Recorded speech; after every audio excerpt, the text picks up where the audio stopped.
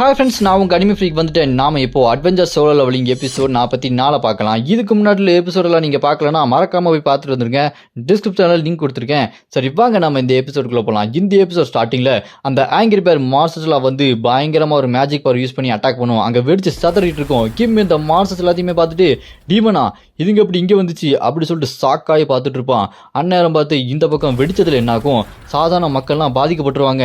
அவங்கெல்லாம் என் கண்ணு தெரியலையே, என் கண்ணு போச்சு, ஐயோ எனக்கு வலிக்குது அப்படின்னு சொல்லிட்டு நிறைய பேர் கத்திட்டு இருப்பாங்க. நிறைய பேர் இறந்தும் போயிடுவாங்க.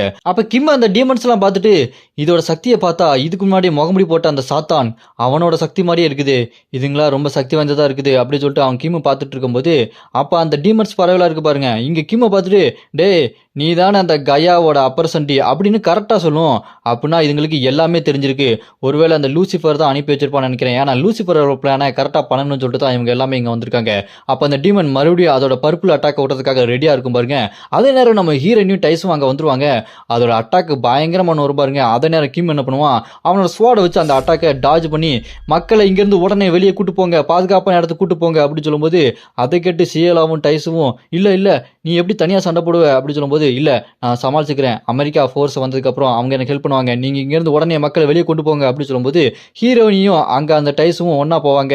அண்ணி நான் உங்களுக்கு ஹெல்ப் பண்ணுறேன் அப்படின்னு சொல்லிட்டு அவனும் போய்கிட்டே இருப்பான். மக்கள் அங்கேருந்து காப்பாற்றி கூட்டு போகலான்னு சொல்லிட்டு போகும்போது அந்த மஞ்சள் பறவை ஓடி வந்து எங்கே போகிறீங்க, நான் அவங்கள விட்டுருவேனா அப்படின்னு சொல்லிட்டு அட்டாக் பண்ண வரும்போது குறுக்க நம்ம கிம் வந்து அப்படியே இங்கே பாரு நீ என் கூட தான் சண்டை போடணும், என்னை தாண்டி அவங்கள தொடு பார்க்கலாம் அப்படின்னு சொல்லிட்டு அவன் செம ஸ்பீடாக வந்து நிற்பான். அப்போ அந்த மஞ்சள் பறவை பர்பிள் அட்டாக்கு பயங்கரமாக உருவாக்கி டேய் நீ அந்த கயாவோட அப்பரசண்டி தான்டா உன்னை போட்டு தள்ளுறேன் அப்படின்னு சொல்லிட்டு அந்த பர்பிள் அட்டாக்கு நிறைய அட்டாக் விடும். அது எல்லாத்தையுமே டாஜ் பண்ணி அட்டாக் பண்ணாலுமே அவன் மேலே நிறைய அட்டாக் விழுந்துருவான். அதில் அவன் காயப்பட்டு ரத்தம் பயங்கரமாக வெளியே வந்துட்டு இருக்கும். அதை பார்த்து அந்த மஞ்சள் பறவை சிரிச்சுட்டு அந்த கயாவோட அப்பரசண்டியோட பவர் அவ்வளோதானா அப்படின்னு சொல்லிட்டு சிரிச்சுட்டு இருக்கும்போது இங்கே கிம் அடிபட்டு நிற்க முடியாமல் அப்படி ஸ்வாடை வச்சு முட்டு கொடுத்து நின்று இருப்பான்.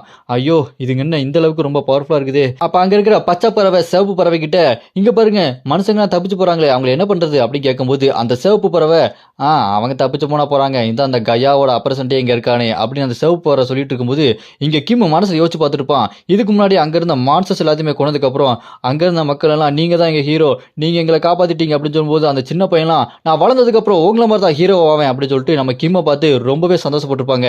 அது எல்லாத்தையுமே யோசிச்சு பார்த்துட்டு அப்படியே மறுபடியும் சின்ன வயசுல அவங்க அம்மா கிட்ட சொன்னதை யோசிச்சு பார்ப்பான். நான் பிறந்திருக்கவே கூடாது, நான் ரொம்ப வீக்கா இருக்கேன், நான் ஒரு லூசர் அப்படி சொல்லும்போது அதே நேரம் இங்க அந்த மஞ்சள் பறவை ஒரு சின்ன பர்பிள் அட்டாக் மாதிரி உருவாக்கிட்டு இருக்கும். பார்த்தா அது ரொம்ப பெரிய சைஸ்ல மாத்தி கிம் அட்டாக் பண்ணதுக்கு ரெடி ஆகும். அதை பார்த்து அந்த சிவப்பு பறவை பச்சை பறவைலாம் ஏய் அவனை கொன்னுட்டா நம்ம அவன்கிட்ட இருந்து எதுவுமே தகவல் வாங்க முடியாது அப்படின்னு சொல்லிட்டு அந்த பச்சை பறவைலாம் சொல்லிட்டு இருக்கும்போது சிவப்பு பறவை தலையிலே அடிச்சிருக்கும்.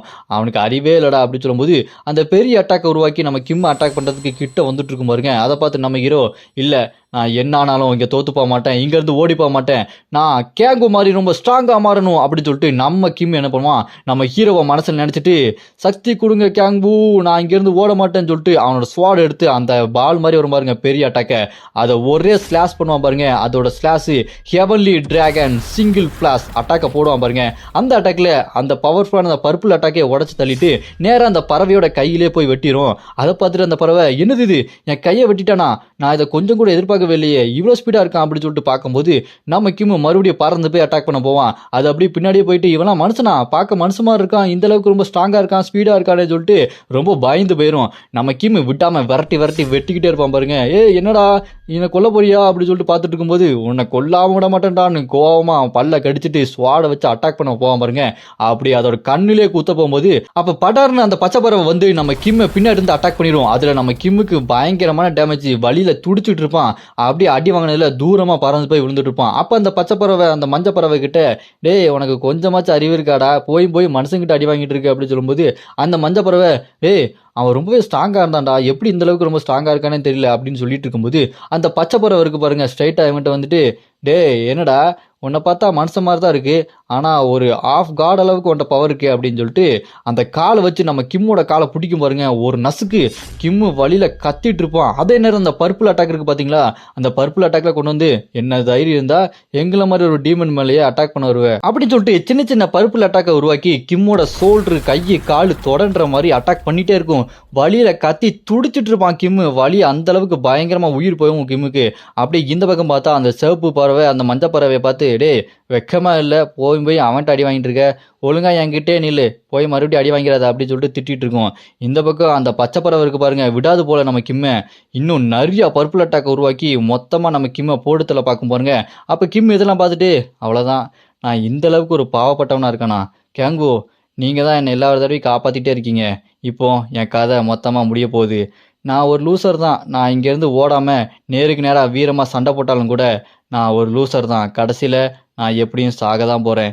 எங்கள் அம்மா கிட்ட நான் எப்படி இருந்தனோ அதே மாதிரி வீக்காக தான் இருக்க போகிறேன். உங்களவுக்கு என்னால் ஸ்ட்ராங்காக ஆக முடியாது கேங்கு. நான் இப்போ தனியாகவே சண்டை போட்டு தனியாகவே சாக போகிறேன் அப்படின்னு சொல்லிட்டு கிம்மு அப்படி சாவை நோக்கி கண்ணை மூடுவான். அப்போ வருவான் பாருங்க நம்ம ஹீரோ. அந்த என்ட்ரியே வெறித்தனமாக இருக்கும். அந்த இடம் வெடிச்சு சதறிட்டு இருக்கும். அதை பார்த்து அந்த 3 பறவைக்கும் அல்லு இருக்காது.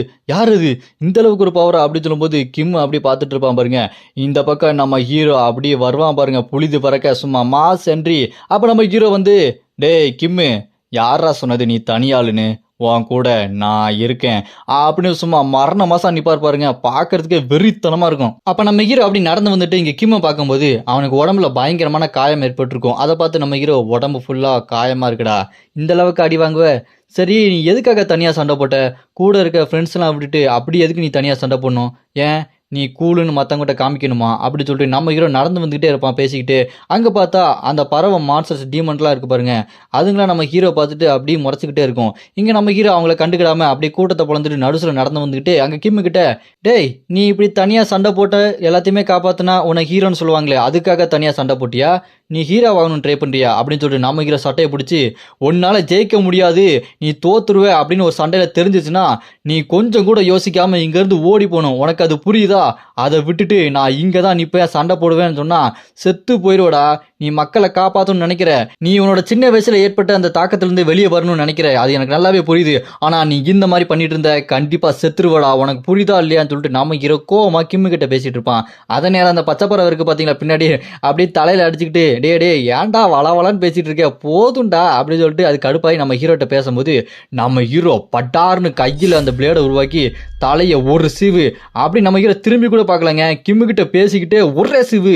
பார்க்கறதுக்கே செம்ம மாசா இருக்கும். நம்ம ஹீரோ ஒரே வெட்டில் அந்த பச்சைப்பறவையோட தலையை துண்டா வெட்டிட்டு அப்படியே திரும்பி அந்த பறவையை பார்த்து, நான் தான் பேசிட்டு இருக்கேன்ல, கண்ணு தெரியலையா? பேசிட்டு இருக்கும்போது உன்ன மாதிரி பிராய்லர் கோழிலாம் வந்து என்னை தொந்தரவு பண்ணக்கூடாதுடா அப்படின்னு செம்ம மாசா சொல்லுவார் பாருங்க. சும்மா சினிமாலாம் தோத்து போயிருப்போங்க, செம்ம மாசா இருக்கு. இதெல்லாம் அனிமையில வந்தா வெறித்தனமா இருக்கும். அப்புறமா நம்ம ஹீரோ அவரோட பவரை யூஸ் பண்ணி இங்க கொஞ்சம் கொஞ்சமா அப்படியே அவன் உடம்ப ஹீல் பண்ணிட்டு இருப்பாரு. அவன் உடம்பு ஃபுல்லா காயமா இருக்கும். அப்புறமா நம்ம ஹீரோ கிம்மு கிட்ட, டேய் உன் உடம்பு ஃபுல்லா காயமா இருக்கு, நம்ம அப்புறம் பேசிக்கலாம் அப்படின்னு சொல்லிட்டு நம்ம ஹீரோ அப்படி சண்டைக்கு போகும்போது மனசுல யோசிச்சுட்டு இருப்பாரு, சே இவன் ஏன் அப்படி பண்ணிட்டு இருக்கான்னு தெரியல, இவன் கொஞ்சம் நான் செத்து போயிருப்பான் அப்படின்னு சொல்லிட்டு நம்ம ஹீரோ கிம்மை பற்றி ரொம்பவே கவலைப்பட்டுட்டு இருப்பாரு. அந்த நேரம் அங்கே பச்சை பறவை இருக்கு பார்த்தீங்களா, அதை போட்டு மிதிச்சிட்டு இருப்பாரு. அதை பார்த்து அந்த சிவப்பு பறவை, இவன் ரொம்ப பலசாலியாக இருக்கானே, ஒரு செகண்டில் அவன் தலையை துண்டா வெட்டிட்டான், அந்தளவுக்கு ஸ்ட்ராங்காக இருக்கான், நான் இதை கொஞ்சம் கூட எதிர்பார்க்கல அப்படின்னு சொல்லிட்டு அந்த சிவப்பு பறவை மனசில் பேசிகிட்டு இருக்கோம். அப்படியே கட் பண்ணால் ஃப்ளாஷ்பேக்கில் என்ன ஆகும், அந்த சிவப்பு பறவை லூசிஃபருக்கு தாங்க வேலை பார்க்குது. அந்த லூசிஃபர்கிட்ட அந்த சிவப்பு பறவை, சரிங்க நீங்கள் சொல்கிற மாதிரி நாங்கள் இடத்துக்கு போயிடுறோம், இடத்துக்கு போகிறதுக்கு நாங்கள் ரெடியாக தான் இருக்கோம் அப்படின்னு சொன்னோன்னே, அதை கேட்டு லூசிஃபர், சரி நீ நல்ல வேலை பண்ணுற, நீ உடனே அந்த சாத்தானை கண்டுபிடி அப்படியே சொன்னோன்னே, அதை கேட்டு அந்த சிவப்பு பறவை, ஏங்க நான் முன்ன பின்ன அந்த சாத்தானை பார்த்ததில்ல, அவன் எப்படி இருப்பான், அவனோட சக்தி எந்த மாதிரியா இருக்கும், அவனை எப்படி கண்டுபிடிக்கிறது கூட தெரியாதுங்க அப்படின்னு சொல்லும்போது அங்கே முன்னாடி உட்காந்துட்டு இருக்க அந்த லூசிஃபரு, ஓ அப்படின்னா அந்த சாத்தான் எப்படி இருக்கும், அதோட பண்பு என்ன அப்படின்னு நான் உனக்கு விலாவரியாக சொல்லணுமாடா அப்படின்னு சொல்லிட்டு அந்த லூசிஃபர் சொல்லுவோம். அது பார்க்கறதுக்கே தலையில் 2 கொம்பு, இங்கே 3 கண்ணு, நெத்தியில் ஒரு கண்ணு, பார்க்கறதுக்கே ரொம்ப பயங்கரமாக இருக்கும் அந்த லூசிஃபர். அதை கேட்டு அந்த சிவப்பு பறவை, கொஞ்சம் சொன்னீங்கன்னா ஹெல்ப்ஃபுல்லாக இருக்குங்க, நான் எப்படி கண்டுபிடிக்கிறது அப்படி கேட்டோன்னே, அதுக்கு லூசிஃபரும், அதாவது டீமனோட கண்ணை நீ வச்சு கண்டுபிடிக்கலாம், இப்போ என் கண்ணை பாரு, வெள்ளை கலர் உள்ள கருப்பு கலர் இருக்கா, இந்த மாதிரி வித்தியாசமாக இருந்தால் அவன் டீமன் தான். சில நேரங்களில் அவங்க கண்ணு ப்ளூ கலரில் மாறும், கருப்பு கலரில் மாறும்.